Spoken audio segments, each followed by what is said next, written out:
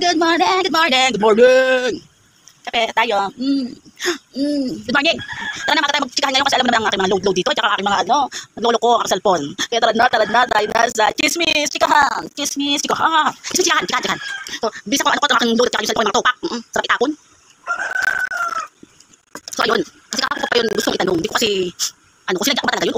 Ano ba? Naloka ko. Kasi, yung papa ko nga noon dati, may sakit talaga. May sakit. Tapos, ayaw niya nang tumagal sa ospital. Gusto niya umuwi na lang sa bahay. Kasi, feeling daw niya lang daw siya nagkakasakit. O, nanghihina daw siya. Hindi siya makaano-ano.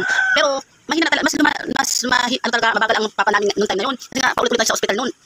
Yun, tapos, kasalamat lang kami pabalik sa ospital. May card dyan sa company noon. Kaya wala akong masyadong problema noon. So, ang nangyari noon, itong umaga na ito, pag-out ko na sana. Ay, ngayong araw na ito, papasok kami ng company ng panggabi kami. Kasama ko si Sisi ko, yung sunod sa akin. So, papasok na kami ngayong hapon na yun. Bago ko nagpaalam, sabi ko, papaalis na kami, pasok na kami sa work. Pero, nagpapaalam siya, sabi niya, gusto ko na magbihis, sa kasi alis ako. Alis na daw siya, nagpapabilis sa amin ng t-shirt, ng pantalon. Sabi ko, opo, ba't saan ka pupunta? Ay, may sakit ka pa. Sabi niya, hindi kasi ihatid niyo ako sa pupuntahan ko, pero hindi ko kayo isasama.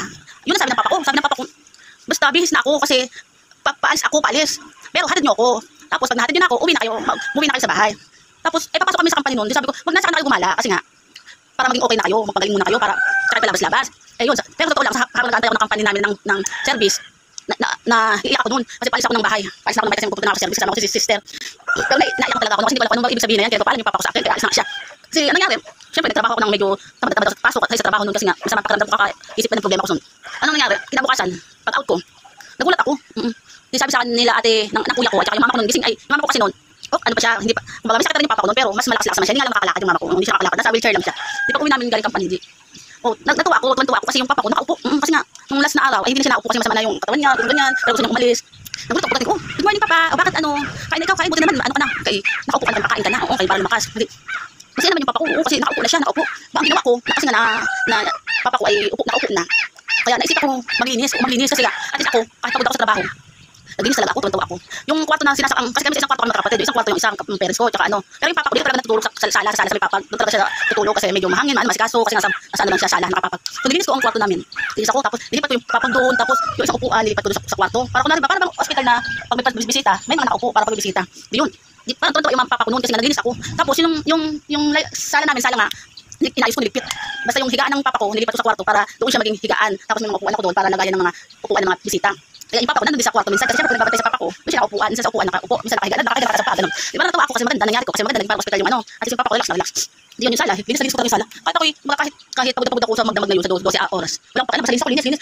Tapos ilis yung mga upuan, ilis yung higaan, tapos yung ibang lamesa, may mga upuan sa lamesa, sa gilid. Tapos kung sa sala na to, naging malinis, wala mga gamit, ulang gamit. Ewan ko basta parang na-push ba, nilinis ko yung buong sala, tapos punas ako, pati yung sa tapos wala mga upuan. Yung mga lamesa, sa gilid, tsaka yung pinakaupuan. Di yun, doon ako natulog sa sala, nagsapin lang ako ng banig. Tapos isang kapatid doon sa kabilang kwarto. Kaya yung mama ko doon sa papa ko, sa isang kwarto sila dalawa, kasi nasa papa ko yung mama ko nasa upuan, nakatas lang yung paa. Ganun nangyari, tanghali, sabi ko, pinakain pala ng kuya ko, yung papa ko, kasi nga, masarap na umupo, lang, pinakain. Maya, ito pala yung papa ko, hindi na kumain, kumbaga, parang pumikit na yung mata, tapos umihi, hindi na siya salita.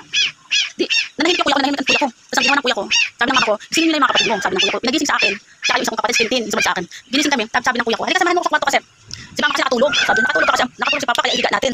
Sabi ko, ba't naman nakatulog si papa, nakain? Hindi, ano nang nakatulog, ihiga na natin, ihiga namin. Tapos sabi ng kuya ko, sige na, maghanap ka nga doon muna Tintin doon sa kwarto ng ganito, yung tali ba? Hanap ang kuya ko pa ang humuha. So, ginawa ng kuya ko, yung tinali ang mama ko kasi nakala ng papa ko, hindi ba nakain na sa bunganga. Sabi ng kuya ko, sabi na, bakit may ganyan ang bunganga ni papa ko, bakit nasasarado? Doon sila kami inamin ng kuya na, patay na si papa natin. Ha? Ano nangyari? Basta yun, nagkwento na yung kuya ko. Iyak ako kasi, ewan ko ba kasi parang pagpasok ko, malakas na kasi nakaupo, kaya naglinis ako ng buong bahay para makasama ko siya, kasi nga makausap-usap lagi, kasi nakatawa yung papa ko. Naglinis lang ako talaga ng Diyos me. Tapos, yun, no choice na kasi, nag-iyak na lang kami, tapos yung mga ibang kapatid ko nasa school pa, bukas pa yung mga gate, bukas yung mga gate noon, maluwag na yung mga gate, tapos okay na yung kasi nga may kandila na sa kwarto, kasi nagdilipat ko yung papa ko doon, tapos nag-order na kami ng parang ng papa ko, kabao.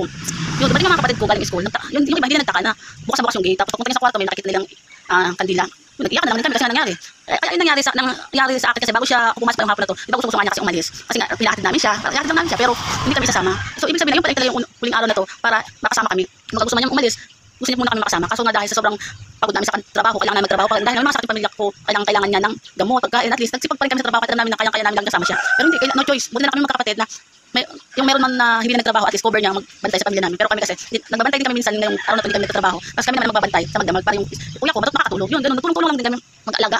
Kaya yun, ano lang kuya ko na ayaw niya talaga lang magtala sa ospital. Kasi nga ayaw niya magka-problema sa amin. Kasi pagod na rin kami sa stress na stress.